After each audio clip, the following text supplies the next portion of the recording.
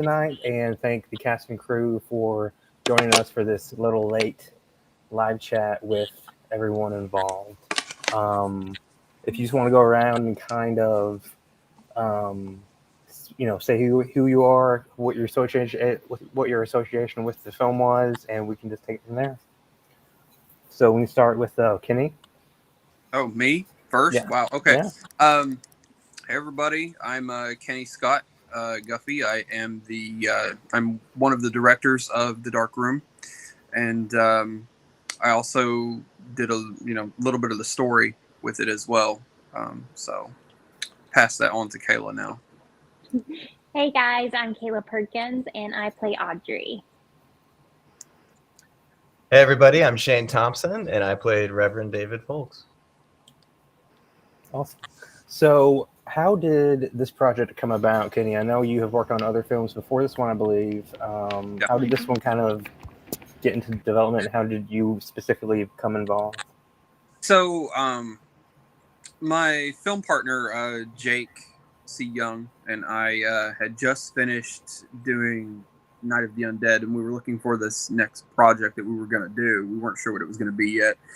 We were kicking around a lot of ideas. At one point, we were going to do a version of Sleepy Hollow, but we didn't want to do a remake because we just did that with Night of the Undead. So we didn't want to do that necessarily. We were kind of looking at other ideas of things we could do. And this idea kept coming back to me. When I was a kid, my mom would take her photos to Walmart to have them developed because that was what you did back then.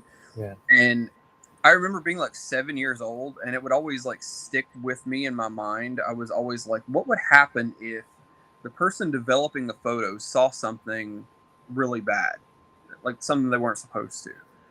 And that idea just always stuck with me, for some reason as I grew up. And I mentioned it to Jake when we were just talking about what's the story that we could do, what's the next movie we could do. And Jake had a script called Valley of the Suns, and it was about a photographer who discovers that his nephew, who is the town's religious leader, he discovers that his nephew is the killer. And I was like, and I told him that idea, and we worked it into that script, and it suddenly just took on a different life of its own as a completely unique story, kind of a hybrid of those two ideas. And but I remember Jake said to me, I've got the perfect title for this movie too. And I was like, what is it? And he was like, The Dark Room. And I was like, that's it. I was immediately sold. Right. Like that's so Awesome.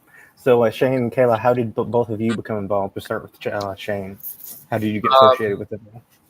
So I've been friends with Kenny for a long time, one of my best friends, and I was actually on set of another indie horror film called The Demons Within. Shout out to Stephanie Hensley and Spooky Madison.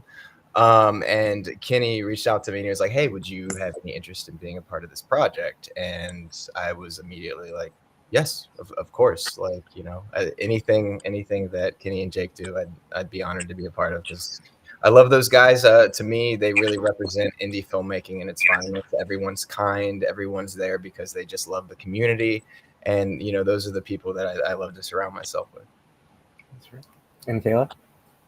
So they were casting and I had to audition, so I submitted for it and I ended up getting it. And I'm super grateful I did because they're such great guys to work for, and I had an absolute blast on set.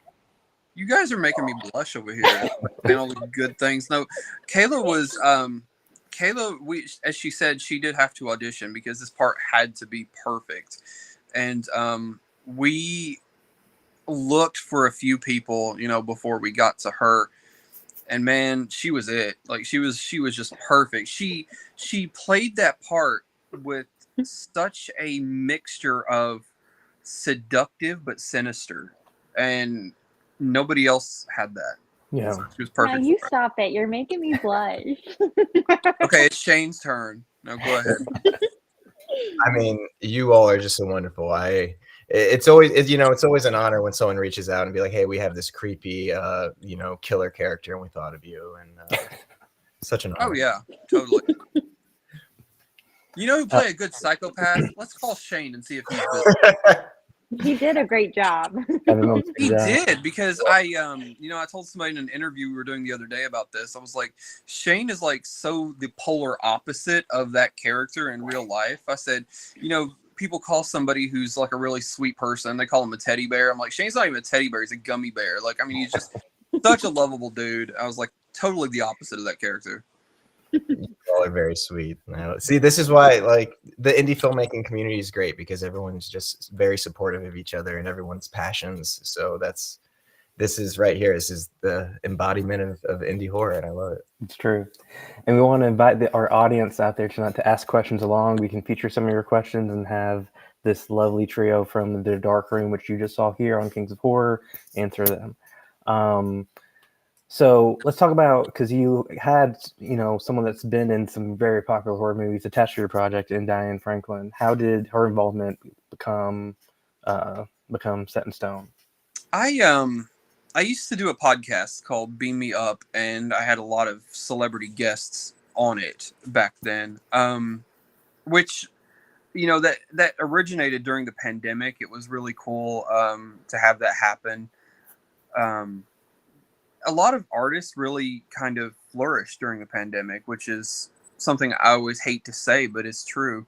Because everybody was just kind of doing their own thing during that time. And but I was doing a podcast, and I had a lot of guests on that had been in films and television series, and Diane was a guest that I had on, and we just like really clicked. She was one of my favorite guests that I had on, and we stayed in touch. I had her email and her cell phone number, and I reached out to her when we were casting for this movie, because we were looking for who's our big name talent, right? Who can we get? And I reached out to her. I sent her a text, and I was like, "Hey, would you want to do this movie?" And she's like, "Oh yeah, I'd be honored." She's like, "Thanks for thinking of me," which blew me away. That she's like, "Oh, thanks for thinking of me," and I'm like, "Oh, I'm just like psyched you want to do it," Yeah. And we sent her the script, and she loved it. And we originally had the scenes in the film where she was going to come in, and we had the scene set in her office, but there were some issues that came up at that time, and she had to actually withdraw from the film for a very brief period, and because she wasn't able to come out. And we're like, how are we going to get our name talent now? And then it was like, well, wait a minute. We were like, telehealth is a thing. Let's see if she'd want to do all her scenes remotely. Yeah. I mean, she was totally down for that. So it worked out perfect. All right. We do have a question here from King Vibe. How much money do these sort of films make? And I saw someone in the comments ask about, like return on investment, and it varies depending on your budget, depending on what outlets. It does. What outlets your indie films have, what those distribution deals look like, all that fun stuff. That's a headache at times, as you know. But I mean, I'll let you speak a little bit more to, on potential return on investments, or if you want to at all. I mean, honestly, like you said, it varies from project to project. I mean, you never know, because with, say for instance, with Night of the Undead, we put in so much of our own money out of our own pockets, and I personally, I think maybe now I've made all of that back at this point, but it was quite a challenge, because we made that movie with no money, and that money's finally coming back to us now. But it varies. Like with the Dark Room, it hasn't started streaming until tonight, so we'll see how it does. So make sure you go watch it if you haven't watched it yet. Oscar, which is a regular on the channel, said the telehealth spin was brilliant, which I agree. Thank you. If you have a roadblock like that, you can adapt the script to make it work.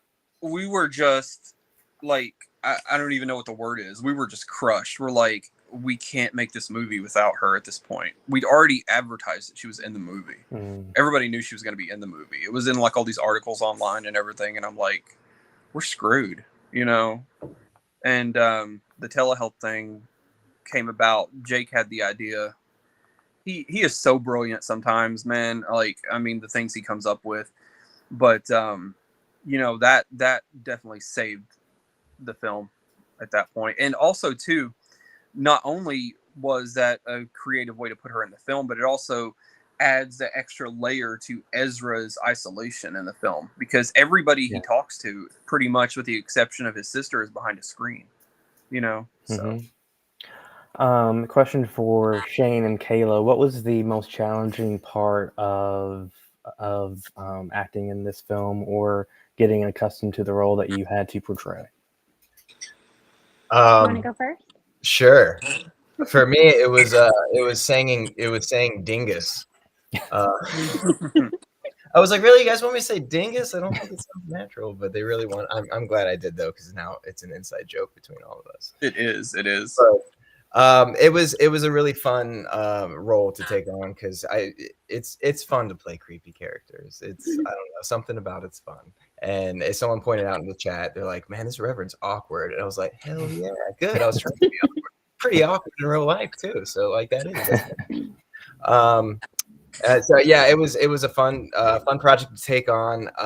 We actually did all my scenes in one day. It was supposed to be a 2 or 3 day shoot, but some things came up and we ended up just knocking it all out in one day. So it was like, all right, like walk outside, do the scene, like come back, do the scene, reset, next scene. So it was the way that Kenny and Jake film was just, they knew what they wanted and they just knocked it out of the park. Like very few takes, move on to the next thing. So right, yeah, awesome. And Kayla? So when I auditioned and then I got the part, with acting, you have to, if you have a scene or like an experience in life, kind of like flirting with relationships or, anybody, it's super easy for me, at least, to do on set because I just try to put it to an experience I've had before. So it was super fun. I loved, being close to the balcony when I had to take the photos and smile and wave and stuff like that. It felt seductive, but it also felt bossy in a way. So I guess in a way you could say from my past of modeling, I kind of already have that experience. So for me, it was super easy.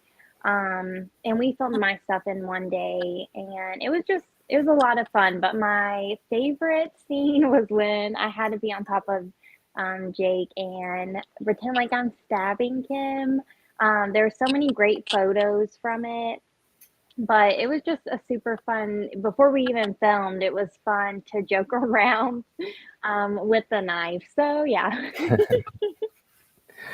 And it's funny, both of you said you shot your stuff in one day, which kind of leads into this next question we have from Jay Williams, which is, how long did it take you to film all these scenes? Now, Kenny, I know in the chat you spoke about how you joked around and how you felt like it was cursed because it took, I forgot, how long did it take again to actually film the entire? It took a long time. Like we started shooting in January of 23. And then there were some delays. There were some personal things that came up, and then professional things that came up, and just it was kind of like, and then the whole thing with Diane as well. And it was just like, we finished shooting around mid or end of May.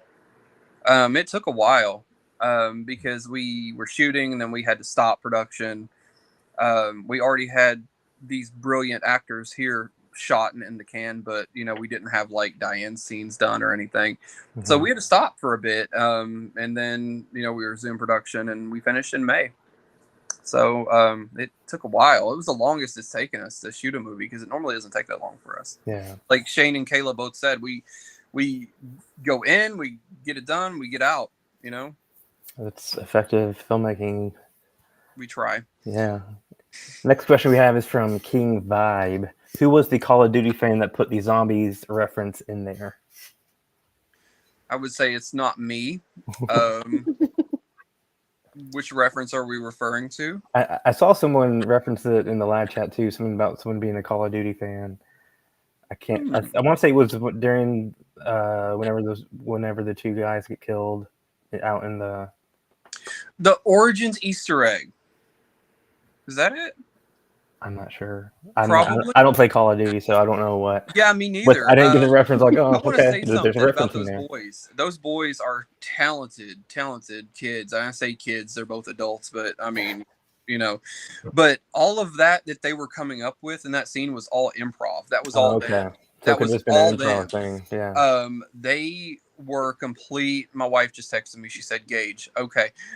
So, they are. I mean, they work so well together. They're best friends in real life, and so yeah, they are so talented. All of that was improv. They're great kids, you know. Yeah. Let's see what else we got here. Mike W Productions. Tell them Mike W says, "Hey, great to see everyone. Kenesha know who this is." Yes, Mike was our DP on the film. He did a very good job. Hi, That Mike. scene, Hi. Sorry. that scene where we the nightmare scene in particular, that was all Mike, I think, that wanted it lit, and it's such a beautifully lit scene. That was such a good job. We had the lights in the bedroom, and then we had the lights in the closet with Miss Kayla Perkins in the closet as well when she comes out with the knife, and it was such a beautifully shot scene. So yeah, can't give Mike enough props for the job he did on that movie, and as well on our previous film on Night of the Undead. So what is next for each of you? Do you have any projects you want to plug? Stuff you're working on, stuff you want to give a shout out to? We can start with Shane. If you have anything you want to plug out there, social medias, anything you're doing. Yeah. So the last couple of years, I've primarily been kind of traveling the country to some horror film festivals with some of my screenplays. I was lucky enough the last year. Two short films that I wrote were produced. One called Sleep Tight, directed by the wonderful Lisa Ovie's, is doing the festival circuit now. It was filmed in Vancouver. And then another one called Welcome to Our Cabin, directed by Anthony Codspotty, and that was filmed in Ohio. So those are getting ready to kind of do the festival circuit. Yep.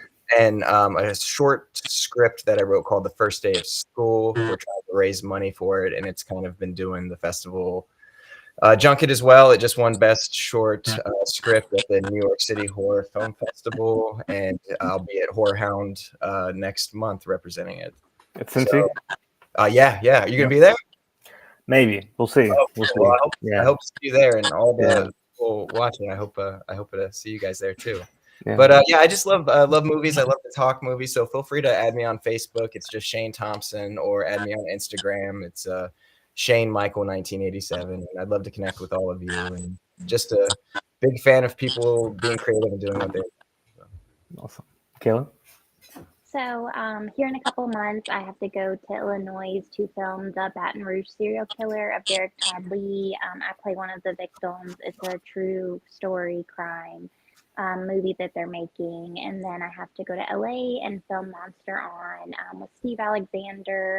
It is like a PTSD kids movie. So I'm super excited for both of them. And then I have a awareness film out called A Promise to Alexis, and it's in the festivals right now for awards. And like he said, if you want to add me on Facebook at Kayla Perkins, you can, and I would love to talk to everyone. Kenny, what you got going on? I know you mentioned you're going to be shooting a new film this spring, right? We are. Jake and I just launched a crowdfunding campaign on Indiegogo. Look at Nice. Shane. Thank you, Shane. For our next film called Daylight to Dark. And we have the lovely and talented Tuesday Night involved in the film from Nightmare on Elm Street 4. Yep. Playing a pretty major role in the film. And we also have in the indie horror scene, we have Sarah Claxton, the Grim Reaper. If anybody knows who she is, she's going to be in the film as well. But we just launched the crowdfunding campaign for it yesterday, and it's been really popular, I think. So Didn't you say didn't I see you on Facebook say you've already raised like 2,000? Yeah, we did. Yeah, actually. that's We're awesome. I think we might be close to 4, if not 2-4. I'm not sure. I hadn't really looked at it in the past few hours. I've been doing this, but yeah. Yeah, it's a great film that I'm so excited to do. It's written by Roland Jewett, who wrote American Vampire in the 90s. Hmm. And nobody can write vampires like Roland. And he's such a talented man. But the film is about a brother and sister who get stranded in a small town. And the town is overrun with a gang of vampires. And the sister kind of gets lured away a bit, right? And the brother has to team up with the vampire hunter to save her so they can survive. And like I said, we got the crowdfunding campaign running right now on Indiegogo. If you want to check it out, feel free to donate. We even have a couple perks on there you guys might be interested in. We can do the oh, thanks, Derek. You're pretty sure it's the 5K? Wow. Okay. That's awesome. Um, Congrats. but we have some. You can have your face in the movie. You can have your voice in the movie. Your artwork in the movie. We even have a acting perk. You can go on there and you can act in the movie. So feel free to go on Indiegogo and check it out and be a part of it. It's going to be really cool. Especially, how often do you get to say you made a movie, that Tuesday Night was in, right? Yeah. So. Yeah. I see. I did miss a question here. Kayla, this is free from Jay Williams. Do you prefer the horror genre when it comes to acting? So I, of course, love horror. I've done a lot of horror. I would still love to do horror, but I want to do romance and drama. So that's what I want to try to get into. But of course, like if I had somebody reach out to me that I know or there's a great audition, I, of course, will do it. Yeah. I think, is everyone here based from Kentucky or from Kentucky? Yeah. I'm based in Ohio. Ohio. Okay. Gotcha. All right. We still love him anyway, though. Yeah. Yeah. You get one per friend group that's from Ohio. That's what you can do. But yeah, I mean, I think it's all I have. If anyone else has any last minute questions, get them in. Again, thank you, Kayla, Shane, and Kenny for joining us for this live chat after watching The Dark Room here on KOH. Just a quick reminder to our viewers out there, every Wednesday you can catch Shelby and Mia for live trivia. We usually have premieres every Friday and Saturday, usually double feature. And check out our latest series called Horror Face Off, where we pit two movies together against each other. A panelist, 4 or 5 panelists go around and give 40 seconds, give their take on various categories, acting, filmmaking, and say which film they gets their vote. If they go over 40 seconds, then they die on the show, and it's a lot of fun. It's a roundtable discussion with some game show elements added to it. So check all that out and check out The Dark Room and connect with all these guys on social media. And without anything else, I guess that's it. Oscar says everyone's getting kissed. So Oh, thank you. Thank you so much for having us on here. yeah, Yes, thank you for having us. And as the other two said, if you want to add me on Facebook too. Oh, you kidding too? Yes. Oh yeah, plug your social too. My bad. Oh no, you're good. Just look me up on Facebook. I'm Kenny Scott Guffey. I swear I'm the only one. I promise. Like everybody else got their handles. You can look me up on Instagram, but yeah. All right. Well, guys, thanks so much, and thank you everyone for tuning in. And we will catch you guys next time.